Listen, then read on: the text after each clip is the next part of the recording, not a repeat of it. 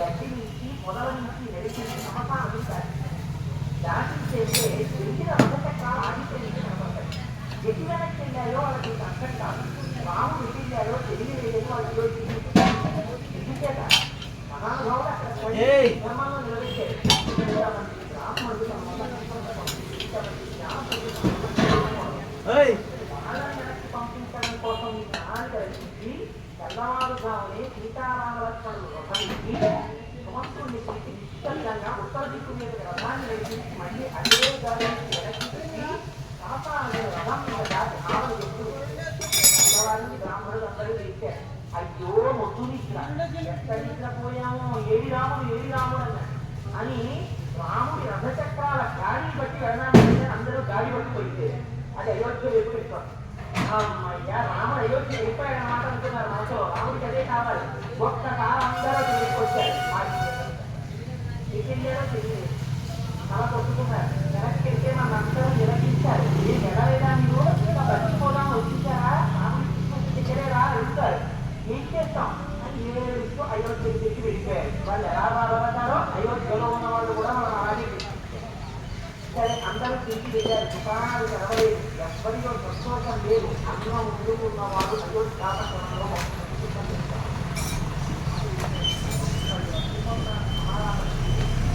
ఎక్కడ నిలబడి నడుస్తూ అంతమంది ఏడుస్తుంటే ఇప్పటికీ కూడా మోసల వాక్యంలో పరమ సంతోషంగా ఉన్న ఏకైక ప్రాణి కూడా లేవు. పక్షులు కూడా ఐక మాత్రం ఆ స్థితిలో లేకపోతే దేవతలాంటి ప్రమాదం వారు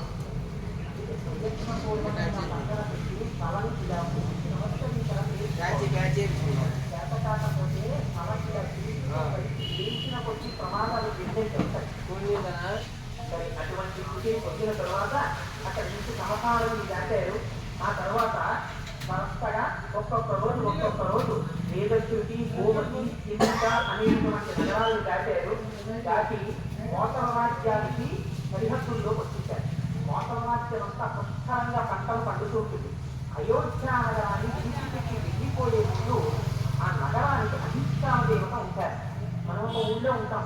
కాకినాడలో ఉంటున్నాం. కాకినాడకి 150 బాలాక్షి సుందరి అమ్మవారు ఎవరో నగరానికి అధిష్టాన దేవత ఉంటారు. ఆ అధిష్టాన దేవత అందుకే మనం వాళ్ళు పూర్వం నైవేద్యాలు పెట్టామని ఒక సంస్కృతి ఉంటుంది. ఆషాఢ మాసంలో ఇప్పుడు నైవేద్యాలు పెట్టామని ఇవాళ మా ఇంట్లో అంటే మా ఇంట్లో నైవేద్యాలు పెట్టాము. ఇంతకు పెట్టరా కాదు. ఆ రోజున ప్రత్యేకం పెడతారు. పావారతి, పప్పారతి ఏవో ఉండాం, కొడుకులు ఉన్నారు ఇది ఉండాం, కూతుళ్ళు ఉన్నారు ఇది ఉండాం అంటూ ఉంటారు. ఇవన్నీ ఏంటి? మీరు ఒక ఊళ్ళో సంతోషంగా ఉన్నారు అంటే ఆ ఊరికి అధిష్టాన దేవత ఉంటారు.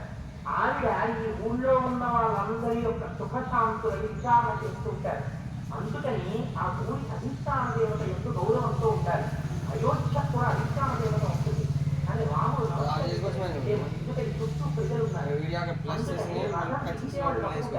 ఉండిపోవాలి. అందుకని ఆ రోజు రథం తిరగడానికి కుదరలేదు, రథం ఆపడానికి కుదరలేదు.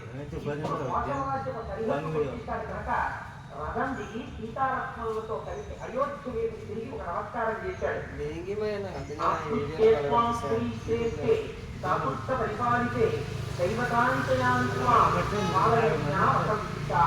పూర్వకాలంలో కాపంలో మానవంశంలో ఎందరో రాజులు అయోధ్యాన్ని పరిపాలించారు. ఇటువంటి అయోధ్యా నగరాన్ని విడిచి ధర్మానికి కట్టుబడి అరణ్యవాసానికి 14 సంవత్సరములు జీవితో వెళ్తున్నాను. తిరిగి నేను వచ్చి అయోధ్యా నగరంలో ప్రవేశించి మా పాదములకు నమస్కరించేటువంటి అవకాశాన్ని నాకు ప్రకాశిస్తూ నాకు పునఃప్రచారాన్ని ఎక్కడ యాత్ర తిరిగిన జ్ఞాపకం పెట్టుకోండి.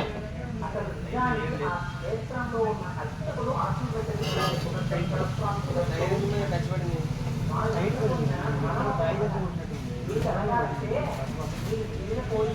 అడిగినా అడగకపోయినా దేవత ప్రకాశిస్తారు. మనసా మనవడగలిగింది కానీ నాకు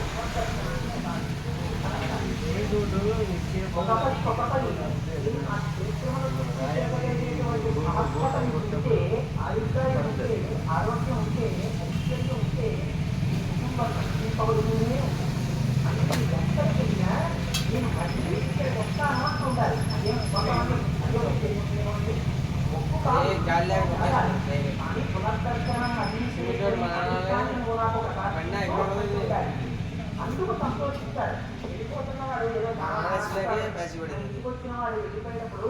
మళ్ళీ వస్తామన్నా వచ్చేవారం కనపడతానంటే సంతోషంగా ఉంటుంది కానీ దూరంగా పట్టుకున్నారు అంటే అన్నయ్య వచ్చినప్పుడు రండి అనుకో అది మళ్ళీ వస్తావు అందుకని అందుకే నీ నోటి వెంట ఎప్పుడూ మంచిగానే రావాలి ఏది నాకు మళ్ళీ పునరుద్ధరణాన్ని కటాక్షించమా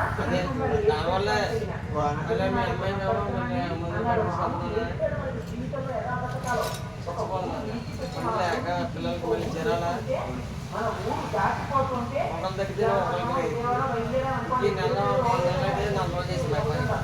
అందుకే వెళ్తున్నప్పుడు దాటుతున్నాం అనేటప్పుడు నిజానికి మనం కారులో ఉన్నా బస్సులో ఉన్నా రైల్లో ఉన్నా ఒకసారి వెనక్కి తిరిగి బాలాకో నూటామకో మీరు ఏ దేవత అనుకుంటే ఆ దేవతకి నేను నమస్కారం చేయమంటే ఏంటి ప్రేమ గొడవ పెట్టుకోక్కర్లేదు ఎవరికి చేస్తే వాళ్ళు దేవతగా మనసులో భావించుకుని ఒక నమస్కారం చేసి వెళ్ళడం ఉత్తమ సాంప్రదాయం వాళ్ళ అనుగ్రహంతో కష్టాలు లేకుండా అందులో మనం నమస్కారం చేసి మహానుభావుడు రామచంద్రమూర్తి బయలుదేరి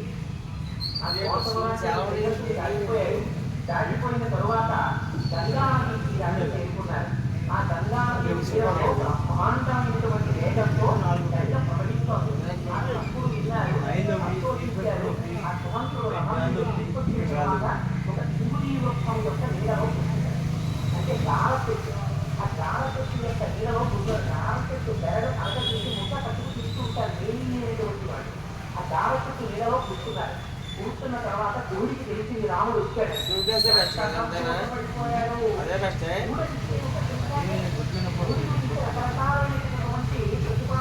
కానీ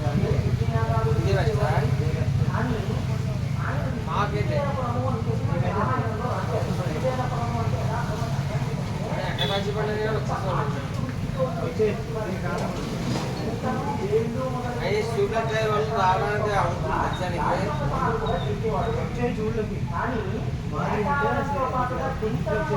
బొమ్మలు చేసేవాట అది చింతలు వస్తే చింతలు పట్టుకొస్తే కంపి పరపీడనే తన యొక్క పోషణంగా తీసుకుని జీవించినటువంటి ప్రవృత్తి కలిగినటువంటి కోడికి ఉన్న గొప్ప లక్షణం రాముడు అయితే కలవదు ఆ ఒక్క లక్షణాన్ని కనిపించుకుని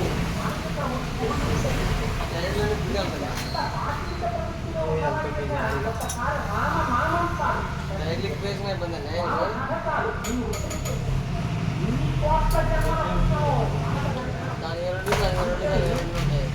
అంటాడు కడుపున వచ్చి రాముడిని గట్టిగా కౌగిలించుకున్నట్టు ఇంగుడి వృక్షం కింద కూర్చుని ఏడుస్తున్నాడు రాముడు వాడు అయ్యో మా నాన్నగారు ఎలా ఉన్నారో మా అమ్మ ఎలా ఉందో సమాప్తం పరిత్యజ్య ఓ రఘవం ప్రవీణ్ యథాయోధ్యాతేయంతే రామకి కరవాంటే రామ ఇది నువ్వు అనుకోకు ఇది కూడా అయోధ్య